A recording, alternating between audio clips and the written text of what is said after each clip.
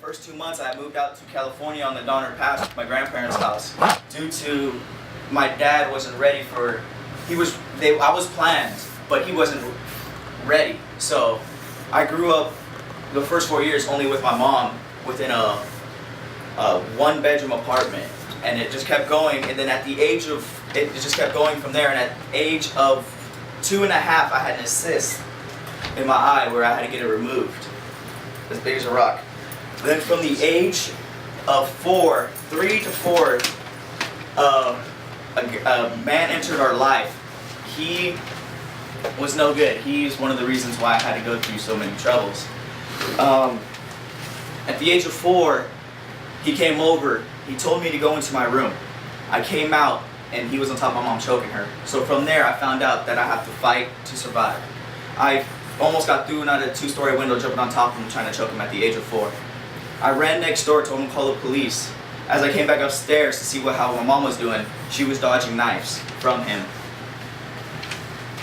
Then from that day, the next day, went to kindergarten class. Got called to the office. And I saw a lady with 2 police officers. Says, "Are you Justin Hammond?" And my twin sister, Michelle Hammond. He told us, "We're taking you away." And I was clueless at the time. I thought it was someone, because I was used to being at babysitters and stuff. I thought someone was picking me up. So I go, then they go to my house and look for my little brother, who was only 1 at the time.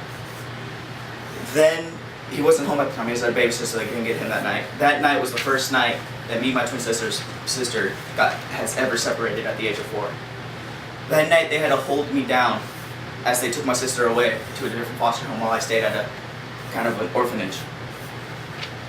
And I remember for 2 weeks straight, I didn't eat. All I did was drink and sit in the corner and just didn't know what to do. A couple times later, this is where my vivid memory comes from. I went through, from the ages of 4 to the age of 9, I went through 28 different foster homes. Getting abused all the ways imaginable, different ways each time. As I thought it was over, they just bringing me down differently. One way just reminded me of just how lucky I was to be alive. They basically only fed me enough just to keep me alive, where they can get the check and just use it on themselves. A lot of families were like that until I was hit the age of 9, and I thought this family was a good family. And from the age of 9 to 16, I stayed with this one family. They took me in like I was one of their own, but the foster sons did not like me. Every time when they're away, I would get beat differently. Remember one time, I can remember, I walked outside just to go to my friend's house. As I got to my friend's door, he came along and knocked me out just right in front of my friend's porch. I woke up on my friend's couch, just wondering what happened. And I didn't want to tell anybody because I was tired of moving. So I just stayed there and kept quiet. Social workers never asked any questions. They never cared. They just wanted just to know how the placement was, if everything was going, and if I'm doing okay. So going on from there, from junior high, I just started fighting with my anger. Junior high, I just kept fighting, and it just gave it away. It was crazy. And through all this time, so many things happened that I thought I should be dead for. Because from the age of 7th grade, I don't even know what age that is right now. Age of 7th grade, I started drugs and alcohol and hanging out with the wrong crowd, hanging around gangs, and just messing my life up from there. And it was just the way to go because they cared for me more than anyone else did. They actually oh hey, what's up? Like family. They're like a family to me other than my foster homes. And it was just going through all this. I've been to church all this time. I went to church. But most of the times I went to church because they had the free food. I was anorexic from the ages all the way up to the 8th grade due to the fact I wasn't getting fed proper food. I was only getting fed junk food and stuff like this, and I got tired of it and I would just eat little at a little. And from the 8th grade I started getting gang stuff to make my own money, just out there just fighting, making money. And it was just a way to live, and I started just building up, and then as soon as I hit my first year in high school, I signed up for football. And that was one of the best things, thinking that, okay, their sons play football, they're going to come see me. I'm going to have that support. I'm actually going to have someone who cares. Every single game, never seen them. And high school was rough. Didn't have that many friends. Had a couple, and a couple relationships that ended badly. My sophomore year is where my life actually got changed around, big time. What ended up happening is my sophomore year, my football career ended that year. I was homecoming game. My little brother actually came to see me. From there to that, we had visits every 2 weeks, but during this time, my twin sister had a thing against us, and that's where me and my twin sister actually started having troubles.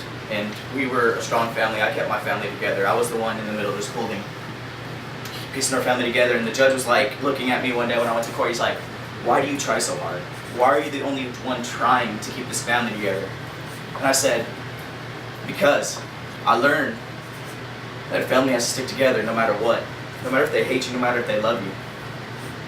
And he just looked at me just like, "You have a strong bond with your family, but one of these days it's going to break you."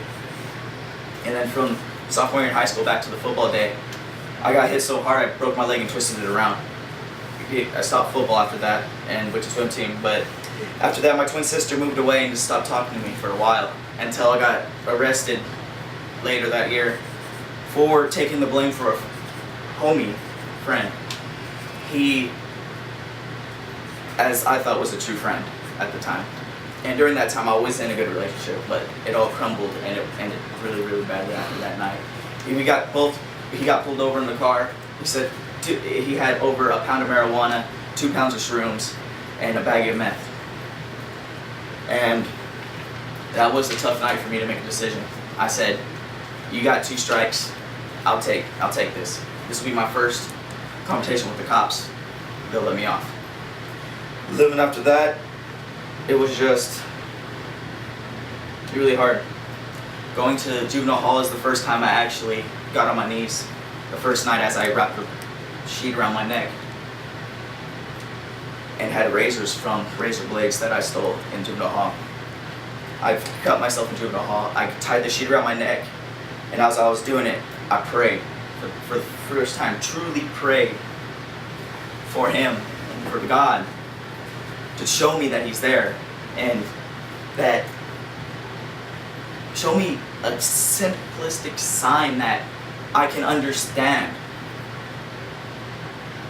And it was, at that moment, I just let everything down, turned in all the stuff to the guards, got written up suicide watch, all this other things. And as I looked out my window from the next day, I saw 2 bluebirds.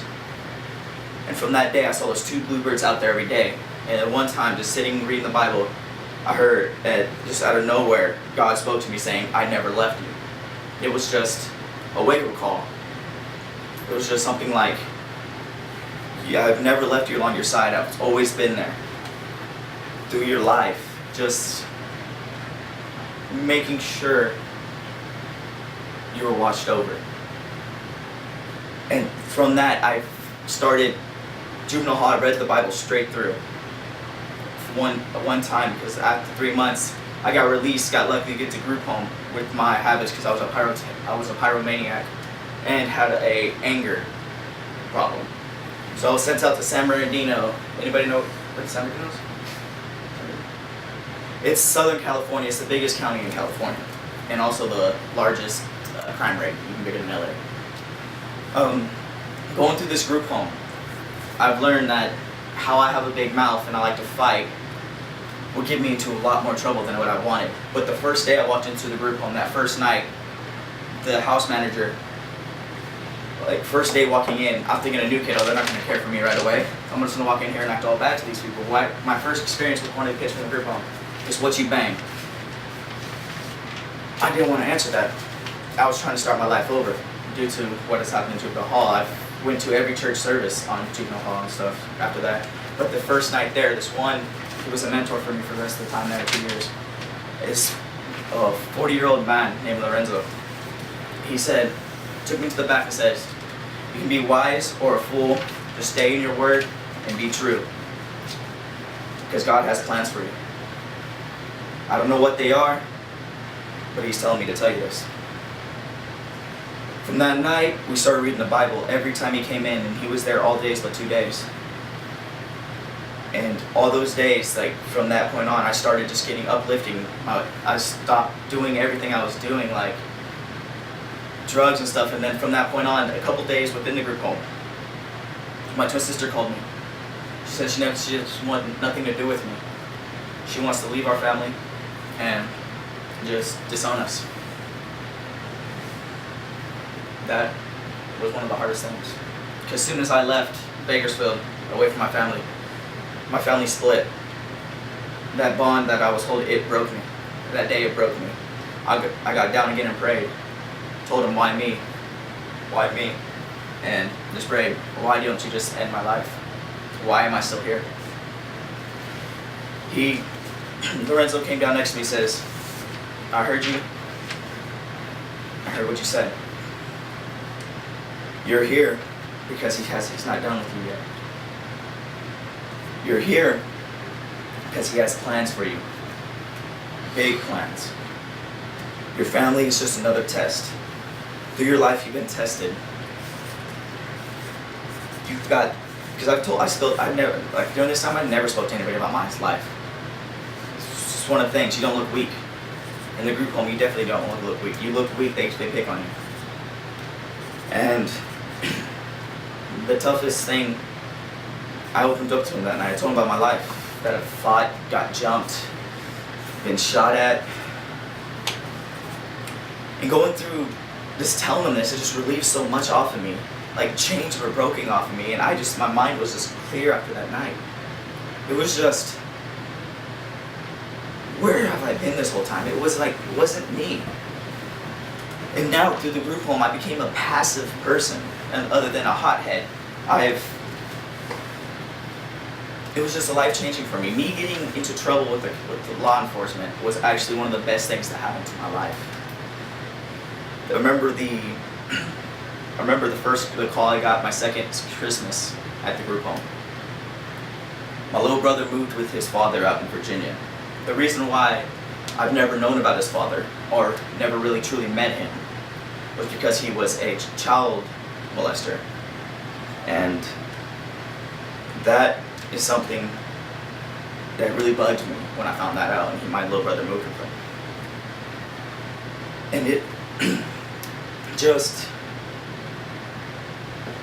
I just didn't know what to think. That him moving out there, my little brother was also one of the reasons why I changed my life around. Because when I was sitting, also when I prayed, I told God, what would my brother think of me if I killed myself? What do you think of me as weak? What do you think of me as worthless? Because when I started football, he started football right after me. He just wanted to live up to me, but during that time, I couldn't even look him in the eyes because of what I was doing.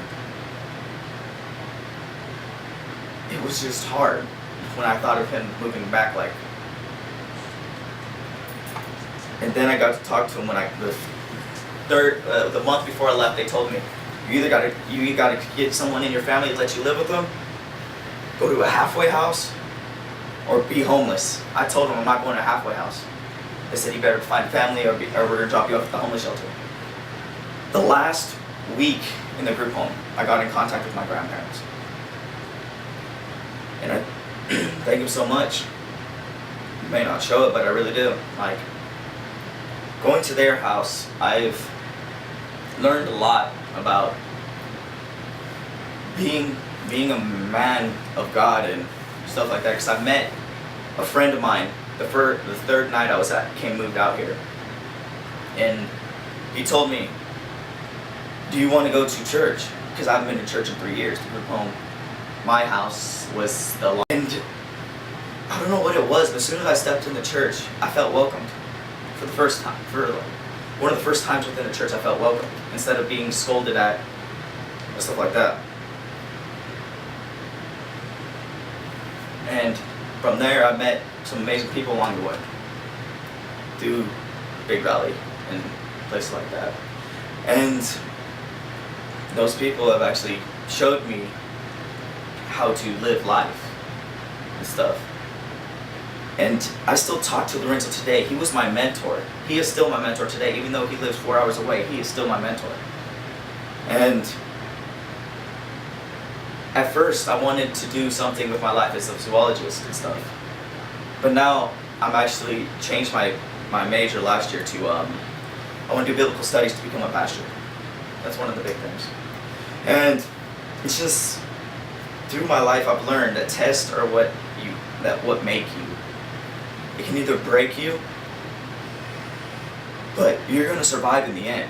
You'll pick yourself back up even stronger than before. And to this day, I'm still trying to get in contact with my little brother. And within this year, I've had to go through a lot of tests with my own twin sister trying to get back in my life. She knows I'm doing well now and actually working money, and she calls me just because she wants things. She wants money and just to buy for her because she's getting married soon, but I can't help her anymore. I've tried, all I can do is pray. She is now a heroin addict, living in a garage. And through life, that hit me because she was the one who was supposed to come out on top. She was the honor student. She was the good one. She did everything right. And today it just hurts me just to know that how things can change. Even though you may look like you're like succeeding early on in life, that doesn't mean later on that it's going to be like that. And it just hits me still every time I think about it. Like, I can't even show my face in Bakersfield to her because I can't look her in the eye and tell her I love her. I can't. It was just like I've cried so much over her that it's hard to even let out a tear for her anymore. That's just